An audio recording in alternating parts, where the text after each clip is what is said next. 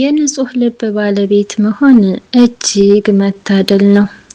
ልባችሁ ንጹህ ከሆነ የሚያጣችሁ እንጂ የምታጡት ሰው የለም። በዚህ ዓለም ከሁሉም ውድ ነገሮች አንዱ ንጹህ ልብ ነው። ሰዎች ገንዘብን ይፈልጋሉ፣ ዝናን ይከተላሉ፣ ስልጣንን ይሻሉ። ነገር ግን ንጹህ ልብ ያለው ሰው ከነዚህ ሁሉ የበለጠ ሀብታም ነው። ንጹህ ልብ ያለው ሰው ሲወድ ከልቡ ይወዳል፣ ሲረዳ ያለ ጥቅም ይረዳል፣ ሲያከብር ከልቡ ያከብራል። ሰዎችን እንደ መጠቀሚያ አይመለከትም፣ እንደ ሰው ያያቸዋል።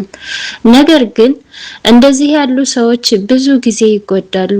በበጎነታቸው ይጠቀሙባቸዋል፣ ቅንነታቸውን እንደ ሞኝነት ይቆጥሩታል፣ ፍቅራቸውን እንደ ድክመት ያዩታል።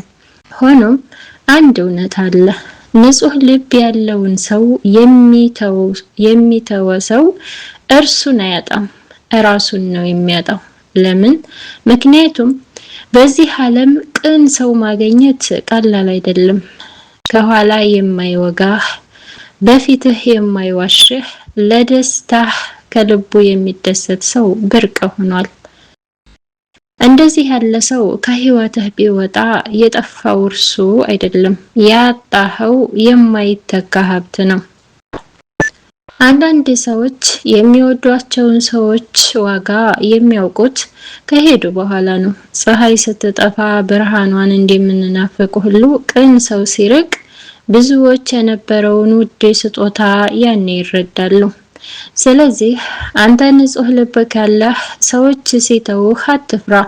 እውነተኛ ዋጋህን የማያውቅ ሰው ከሄደ የጎደለው አንተ አይደለህም። አትጸጸት። ስለወደድክ አትጸጸት፣ ስለረዳህም አትጸጸት። ቅን ስለነበርክ እነዚህ ድክመቶች አይደሉም፣ የማንነትህ ውበቶች ናቸው።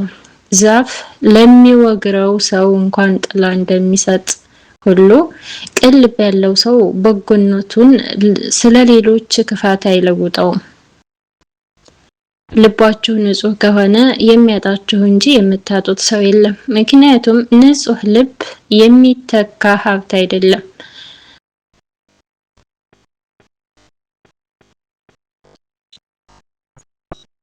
አንድ እህታችን እውነተኛ ሰውን፣ ታማኝ ሰውን እንዴት መለየት ትችያለሽ አለችኝ። እኔም የራሴን እውነተኛ ነው ወይስ እውነተኛ አይደለም ብዬ የምለካባቸውን መስፈርቶችን እንዲህ ስላካፈልኳት። ታማኝ ሰው እንዴት ይታወቃል? በትዳር፣ በፍቅርና በእውነተኛ ወዳጅነት ምርጫ ውስጥ ታማኝ ሰውን ለመለየት ጥልቅ እውነታዎች፣ ዋና ዋና መለኪያዎች አሉኝ። እነሆ። አንደኛ፣ የቃሉና የተግባሩ አንድነት። ማንነታችሁ የሚታወቀው በምትናገሩት ሳይሆን በምታደርጉት ነው። ለፍቅርና ለትዳር የሚደረግ ምርጫ ውስጥ በቃላት ብቻ ፍቅርን የሚሰብክ ሳይሆን የተናገረውን ቃል በተግባር የሚፈጽምና ቃሉ ከመሬት የማይወድቅ ሰው ነው። በሰው ፊትም ሆነ በብቸኝነት ጊዜ ባህሪው የማይቀያየር ድርብ ማንነት የሌለው ግልጽ ህይወት አለው። ሁለተኛ፣ በማዕበልና በፈተና ጊዜ አለመለዋወጥ። እውነተኛ ወዳጅና የህይወት አጋር የሚታወቀው በማዕበል ውስጥ እንጂ በፀሐያማ ቀን አይደለም። ነገሮች ሲበላሹ፣ ችግር፣ እጥረት ወይም ህመም ሲመጣ ጥሎ የማይጠፋ የችግር ቀን ደራሽ ነው። ሁኔታዎችና ጥቅማ ጥቅሞች ሲቀያየሩ አብሮ የማይቀያየርና በፈተና ውስጥ አብሮ የሚጸና እውነተኛ አጋር ነው። ሶስተኛ፣ በትናንሽ ነገሮች ታማኝ መሆን።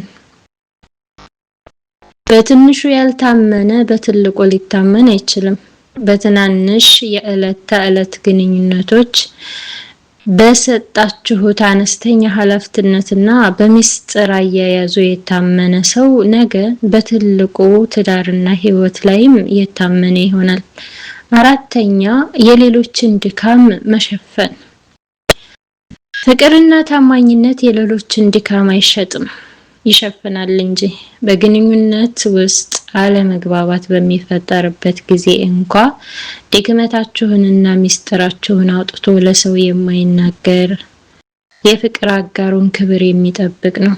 ስማችሁ በሌለበት ቦታ ስለ እናንተ መልካምነት የሚከላከል እንጂ ወሬ የሚያመላልስ አይደለም። አምስተኛ አላህን የሚፈራ። አላህን መፍራትና ትህትና። አላህን የማይፈራ ሰው ለሰው ታማኝ ሊሆን አይችልም። በትዳርና በፍቅር ውስጥ ትልቁ የታማኝነት መሰረት አላህን መፍራት ነው።